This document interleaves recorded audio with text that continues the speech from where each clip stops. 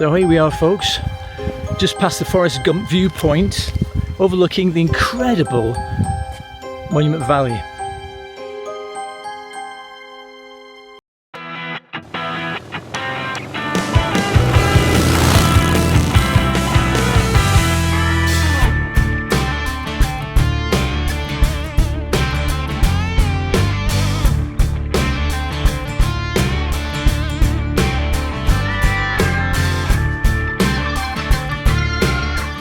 The previous episode shows check-in to the Hampton Inn in Kayenta.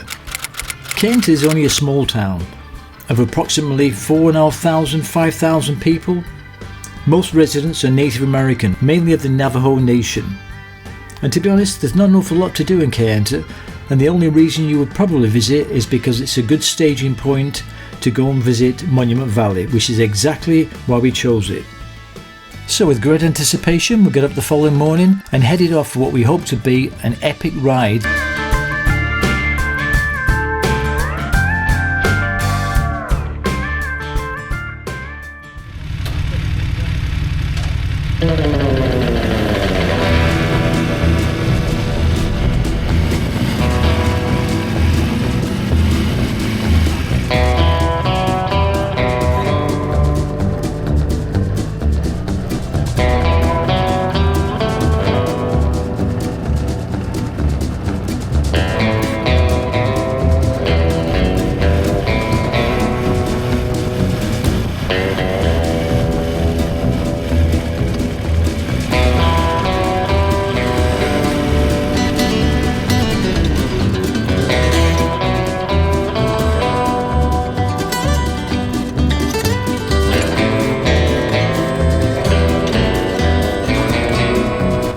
So this was going to be our route today, a very straightforward ride. Basically take a left turn out of Kayenta onto Highway 163, which takes you right down Monument Valley.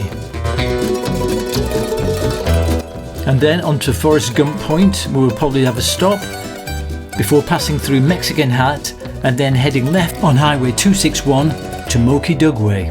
So the route actually takes us from Arizona, across the border into Utah, and then back to Arizona.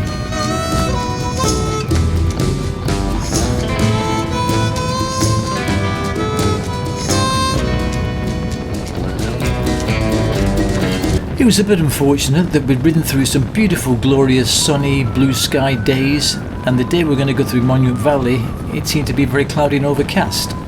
But nevertheless, I'm sure it would make it even more atmospheric.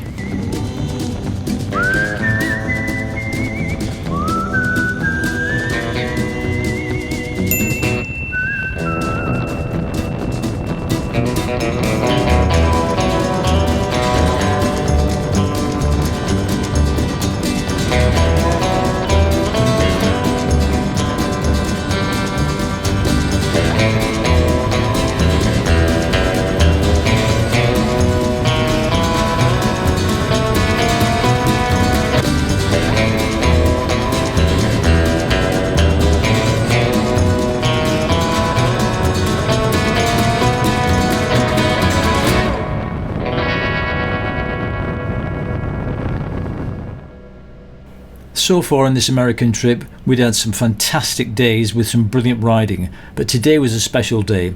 To see Monument Valley had always been on my bucket list. Ever since I was a kid watching countless westerns with that iconic backdrop and the incredible rock formations, it had been a dream. And the icing on the cake, of course, was not just seeing Monument Valley, but riding through it on a motorbike.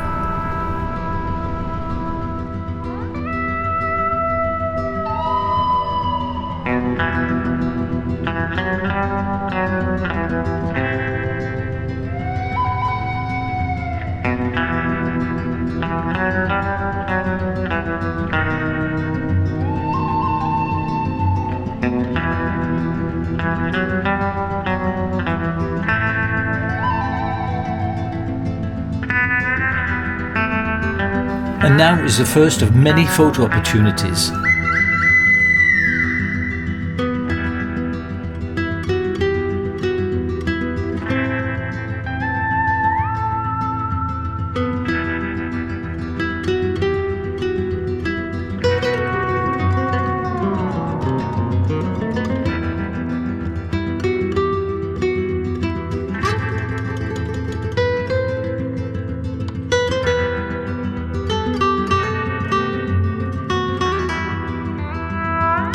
So welcome to Monument Valley Navajo Tribal Park, to give it its full name. This is one of the most majestic and most photographed points on earth. The valley boasts sandstone masterpieces that tower at heights of 400 to 1,000 feet. These giant sandstone formations that tower over the desert are unique structures you just don't see every day. They aren't mere mountains or canyons or even just big rocks, but something totally different. Just like when you visit the Grand Canyon, taking pictures or videos just doesn't do it justice. You can fully understand why it's a sacred landscape to the Navajo people.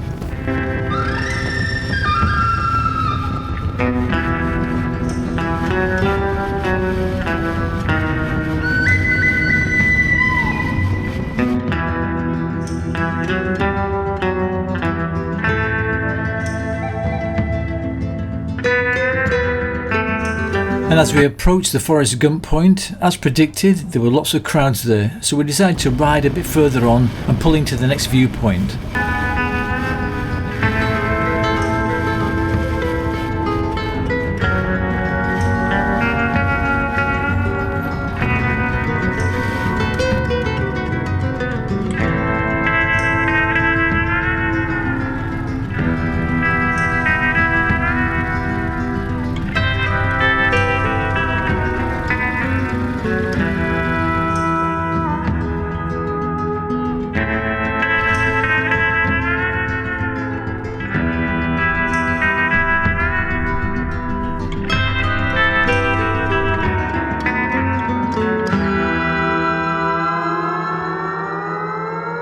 So here we are, folks, just past the Forrest Gump viewpoint, for those who've seen the film. And this is it, the iconic shot of Monument Valley, which is now proudly adorning our wall at home. What do you think? I think it's amazing.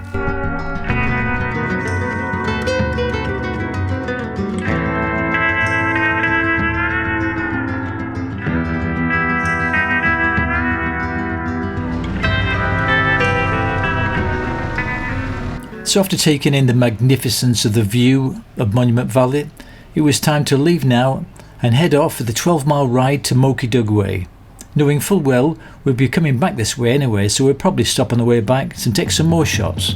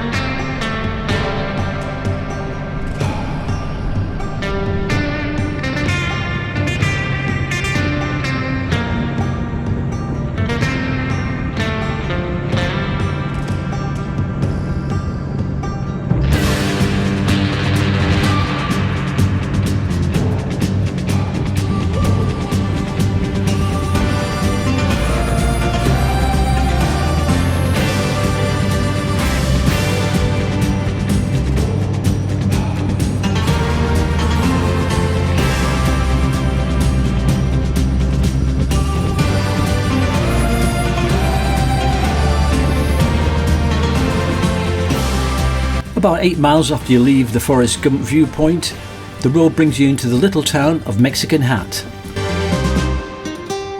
Mexican Hat is a very small desert community. It's got about 30 to 50 permanent residents and it's considered one of the smallest communities in Utah. The name Mexican Hat is actually named after one of Utah's strangest rock formations that balances a flattened pancake disc on top of a 300 feet high cone. It's not really a hat at all, but more like a sombrero. And it's actually located about 3.5 miles outside of the town itself. So we should be passing it fairly shortly.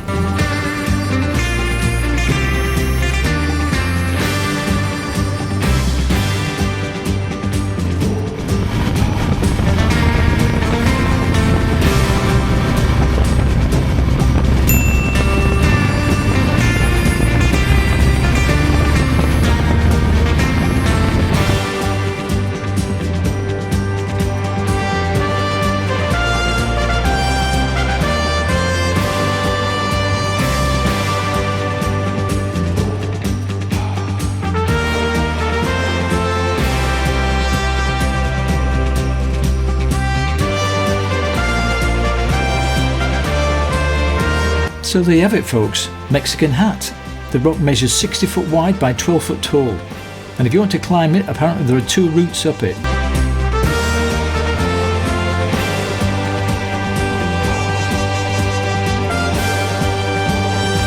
And a further 10 miles on from the Mexican Hat Rock, we arrive at the epic Moki Dugway. I must admit, before researching this trip, I'd never heard of Moki Dugway, but it turns out that it is a dramatic, steep and unpaved 3-mile stretch of Highway 261 in southern Utah. It climbs 1,200 feet in just 3 miles with some tight switchbacks and boasts incredible views across the desert and the Monument Valley region. It's supposed to be one of the most dramatic roads in the American Southwest. So with that in mind, we had to come and check it out.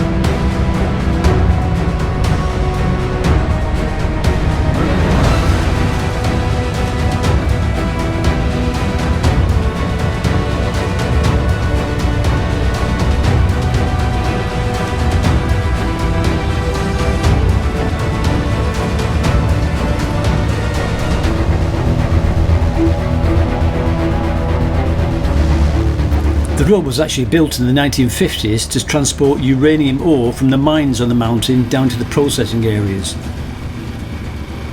Although it's a gravel road, it's usually pretty well maintained.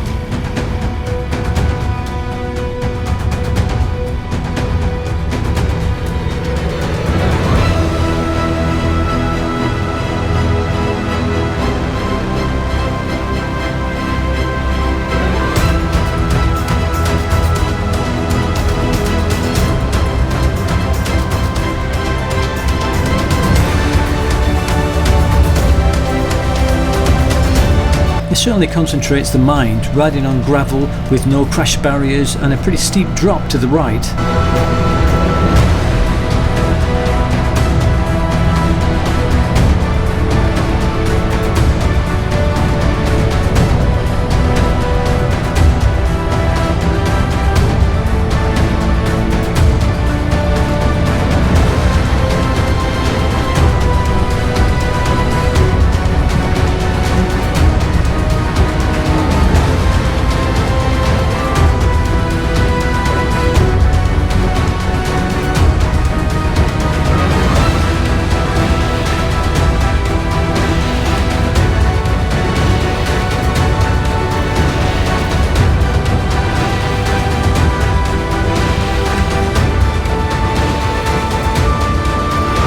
Well, the description was pretty accurate because the higher you climb, the more epic the views become. You've just got to keep your eyes on the road and make sure you don't get sidetracked by the amazing views and forget there could be traffic coming down the hill around every blind bend. Bri had mentioned the Moki Dugway when we were planning our trip, and having seen some of the photos and descriptions like one of the most dangerous roads in Utah, he was a little apprehensive about me attempting it, as was I. There's certainly plenty of loose gravel, so as recommended, we took it nice and easy, and it turned out to be a great ride.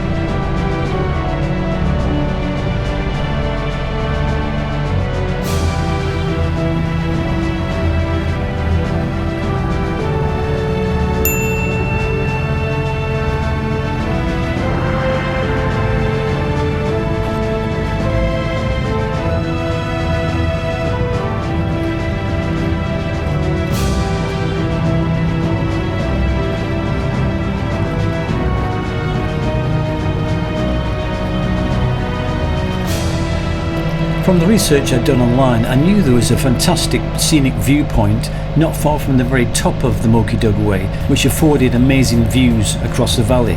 So we thought we'd pull in there, stretch our legs, take some footage before heading back down while it was relatively traffic free. Turned out to be a very good call, as you'll see later.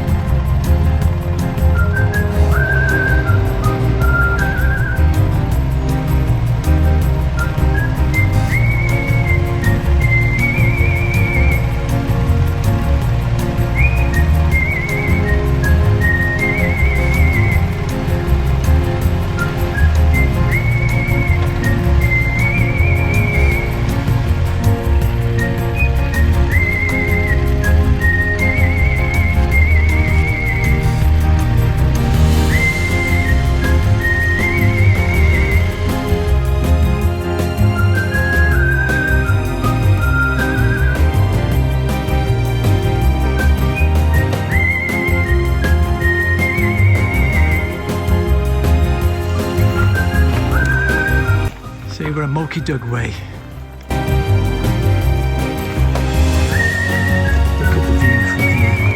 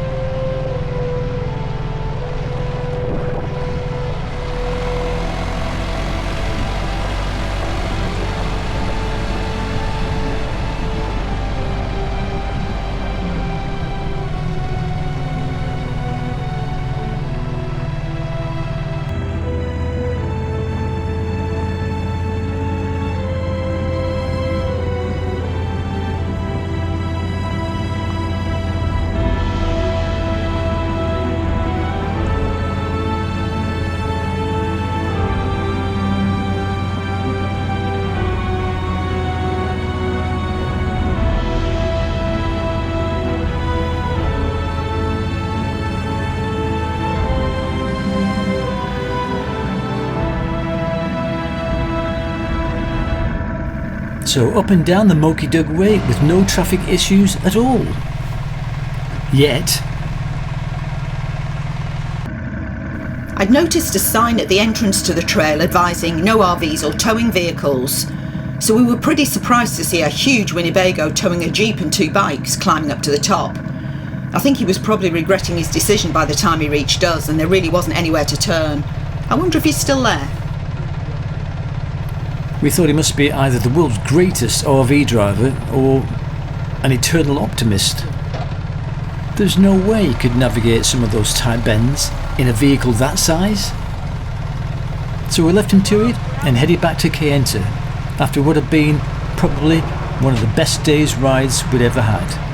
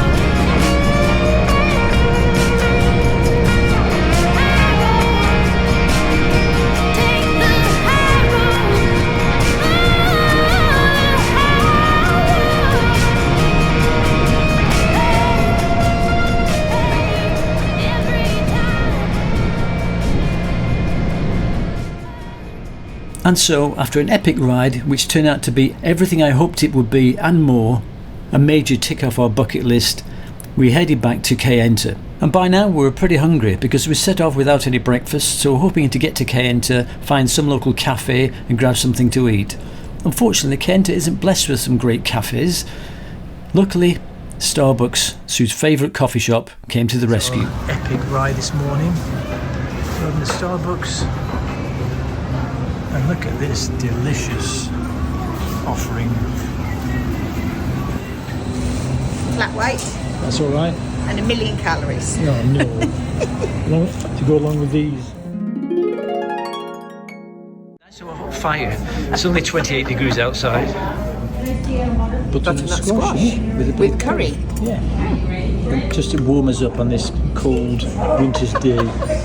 Tacos, which is not what I expected actually, but it looks very yummy. And Sue went for, fasting day. Steaming hot. It was so good last night. I had it again. Wow. Sizzling spit. So is the Hampton Inn worth staying in if you're going to visit Monument Valley? We'd planned to see Monument Valley and ride the Moki Dugway, so booked the hotel for 2 nights. We've stayed in Hampton Inns before, most notably on our 2019 States trip in Blythe. Like most big chains, you kind of know what you're getting. Kayenta is a small town on the route to Monument Valley. It's a community of the Navajo Nation, and as such is completely dry with no restaurant, shops or service stations serving any alcohol. Having had an indulgent 2 weeks on the road, we decided that an alcohol-free couple of days would be a healthy change for us. But if your beer or wine o'clock is non-negotiable, Kayenta isn't for you. The roads we took to get there were stunning, and as we were in good time, we took a small detour to see the amazing Horseshoe Bend, which really is worth a visit. Our room was as we expected, large and bright with plenty of power points for charging a large TV, with a good choice of channels and a decent ensuite with shower and tub. It was clean and comfortable with powerful air conditioning and a good king-size bed. The reception, restaurant and gift shop staff were all friendly and helpful, but other than check-in and dinner, we didn't really need to interact with anyone. The hotel, which is graded 3 stars on booking.com, does have plenty of parking, but just as we did at the Hampton Inn in Blythe in 2019, we parked outside of the lobby in a covered area. The bikes were visible from the main road, so we made sure they were locked, but we felt comfortable that they were safe. There are a number of fast food restaurants within walking distance, Burger King, Taco Bell and McDonald's to name just a few, but we chose to eat at the hotel. The menu was surprisingly extensive, and the first night we both opted for a traditional black bean soup and then fajitas, which were all delicious. The second night was equally good. While the restaurant doesn't serve booze, it did have a very good selection of zero alcohol wines and beers and the usual sodas. A bit like the Premier Inns in the UK, we found Hampton by Hilton a pretty safe bet, and no doubt we'll stay in one again.